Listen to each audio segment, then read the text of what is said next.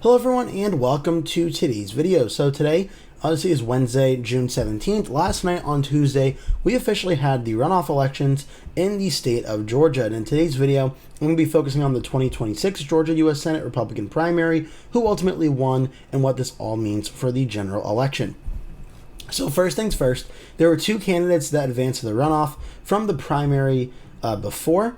They were the two candidates, Mike Collins and Derek Dooley. Mike Collins, at the time, the U.S. Republican representative, did not have the endorsement of President Trump. Derek Dooley did have the endorsement of Governor Brian Kemp, however.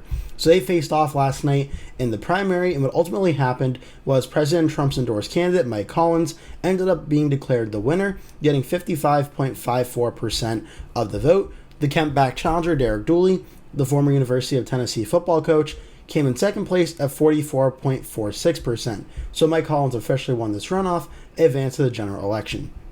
In terms of getting into the nitty-gritty details, of roughly about 702,000 total votes reported, Collins got 389,000, nearly 390,000 votes, only about 4 shy. Derek Dooley got 312,213 votes. So overall here, you're looking at a gap in between 390 and like 312. You're looking at like a 78,000 vote gap in between Collins and Dooley in this runoff election.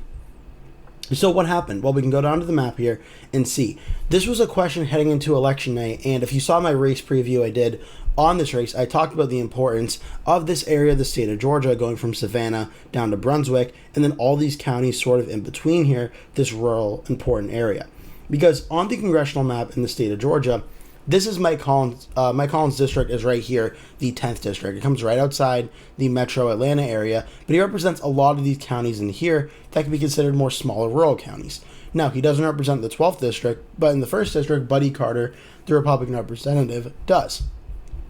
And we can see here in the initial primary that in this one, Mike Collins did very well in the rural areas in his congressional district across the state, leading from like Augusta all the way down to bordering with Clayton County, Henry County, and Newton.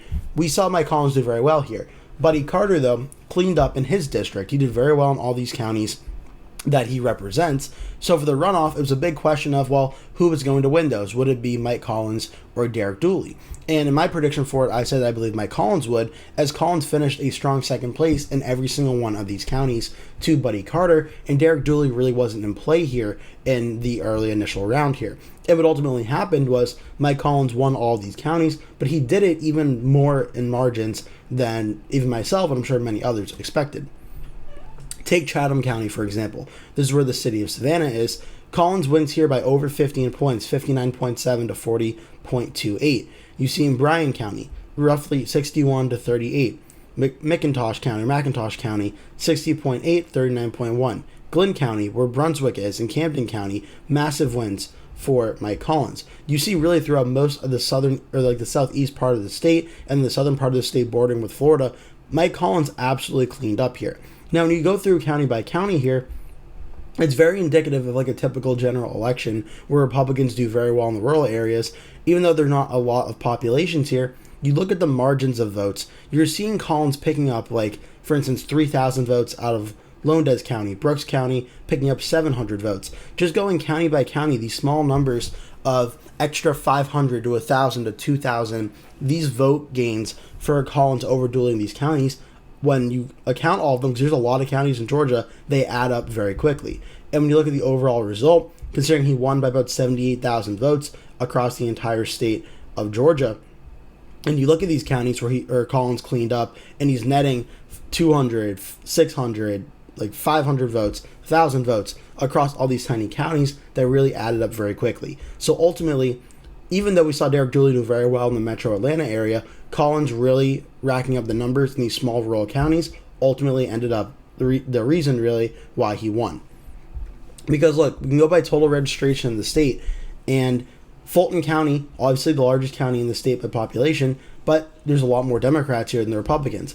Of the 848,000 total registered voters, only 37,000 of them voted in the Republican primary. Now, when you look at overall votes here, the areas that still had the most amount of total votes, typically also, again, on the general election will be Democratic areas, like Cobb County, Fulton County, and Gwinnett County. Derek Dooley did win these. But in a Republican primary, there's a lot less voters in those areas than in a Democratic primary. And if Republicans like Mike Collins can really run up the numbers in the rural areas like he was able to do, it's usually enough to make up for the fact that Derek Dooley was going to do well in Atlanta, which he did. Atlanta ended up going for Derek Dooley 59.12% to 40.88%, roughly about a 19-point win. So Dooley did very well in Fulton. Clayton County, it was a close win, about a 10% win, but roughly about another 300 votes for Dooley there. You see in Cobb County's always talked about in the general election. It was roughly about a 7-point win for Dooley, netted about 4,000 votes there. Douglas County, close, about a 200-vote lead there. DeKalb County goes for Dooley by over 20 points, so he did very well there. And then Rockdale County, about a 18% or 17% win for Dooley there. So in the metro Atlanta area and some of these surrounding suburbs, Derek Dooley did very well in these areas.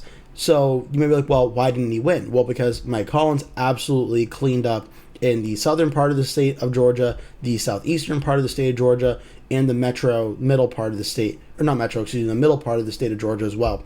All these smaller counties in population in terms of being very Republican areas on the primary map, we just saw Derek Dooley get absolutely crushed by Mike Collins in this area, and that's why Collins was able to win. And even some of the surrounding counties here, you see a lot of these light red colors. Mike Collins still won these.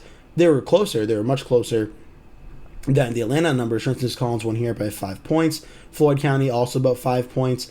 3-point win in Polk County. We have another 3-point win in Paulding. Carroll County, only about 3% win for Collins. Coweta, Meriwether, a lot of similar results throughout these counties here. But if Derek Dooley was going to win this primary, these areas that Collins barely won, they had to go very strong for Derek Dooley. And when we look at the governor video, or the governor results in another video coming out soon, we kind of see why here in these areas, why Derek Dooley fell short, and a candidate like Rick Jackson ultimately didn't. Was on that map, Rick Jackson won a lot of these areas and were able to pad the numbers and give him enough to win.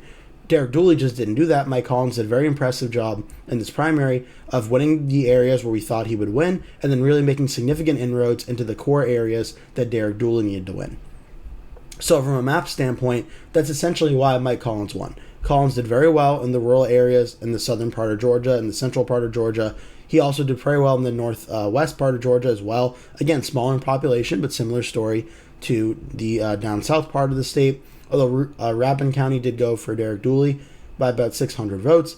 But then in the Atlanta areas, Dooley cleaned up as expected. But the surrounding areas around Georgia, or around Atlanta in Georgia, Mike Collins was very competitive. He won a lot of them and won them very narrowly, but he won them, which really cut away Derek Dooley's path to ultimately advancing. So that's the main story here. Mike Collins ends up defeating Derek Dooley. Now all eyes obviously are on the general election, where we officially know that the two candidates in the race are going to be Jon Ossoff and Mike Collins.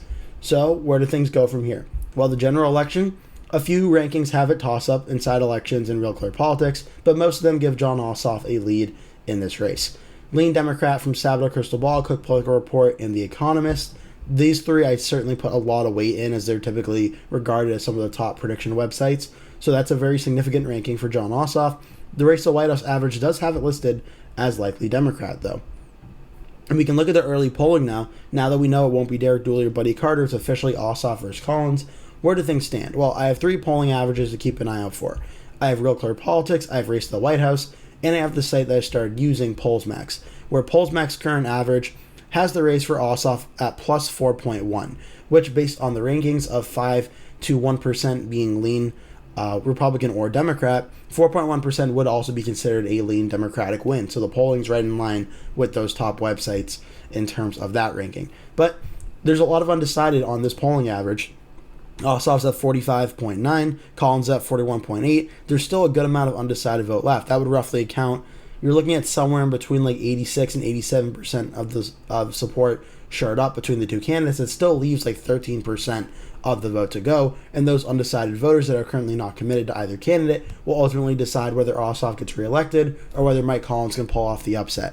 But definitely Jon Ossoff, I would say right now he has the lead, 4.1%. It's just simple math. 46% is closer to 50 than 42 is. So Ossoff right now has the advantage in the state as the incumbent. We're also going to see here Ossoff certainly has the money advantage in this race right now. Since, I believe, or as of May 24th, 2026, Ossoff raised $81.1 million, Mike Collins only $4.3 million.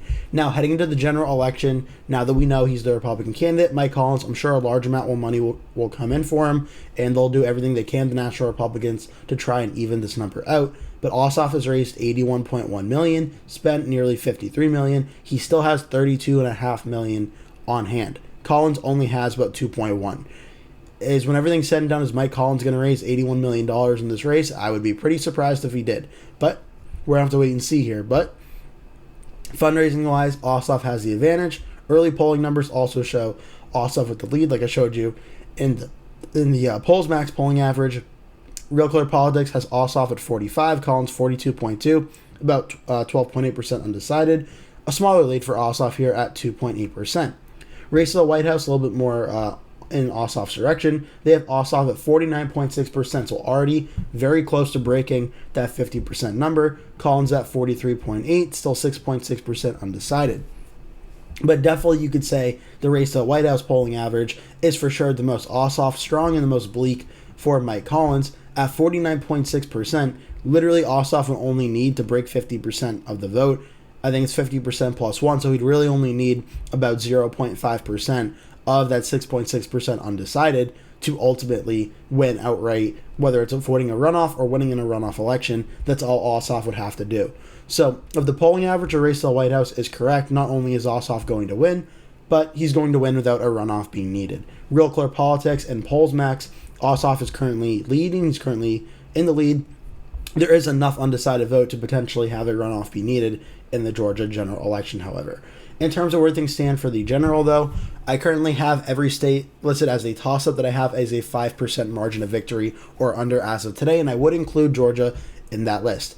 I know Democrats with John Ossoff are very bullish on Ossoff's chances to win, and I don't dispute the fact that Ossoff may very well win this race, but we do have seen the last few elections. Georgia is the pinnacle of a toss-up state. It's very competitive. In a 2026 midterm, I understand why Democrats are very optimistic in this race and feel they're going to win it. But even if they do, whether it's on the initial election in November or in a runoff election, I don't think we see Ossoff break that 5-point hurdle. I think now that we know the general election matchup, polls are going to continue to be tight heading into Election Day. I do think we see Ossoff win, but I think we see him win by that lean Democratic margin of that 1 to 5%, which again, kind of a wide range. I think you can argue maybe it's closer to that 3 to 4 point number, but I don't think we're going to see Georgia go above 5 points when everything is said and done. But still, the main news of today's video is Mike Collins has won the Republican primary against Derek Dooley, and now the race is officially on for the November 2026 Georgia U.S. Senate race. I hope you enjoyed this video. I'd really appreciate if you hit like and subscribe. If you did, I post at least one new video every day at 3 p.m. For now, that is it. Thank you so much for watching. Hope to see you in a future video.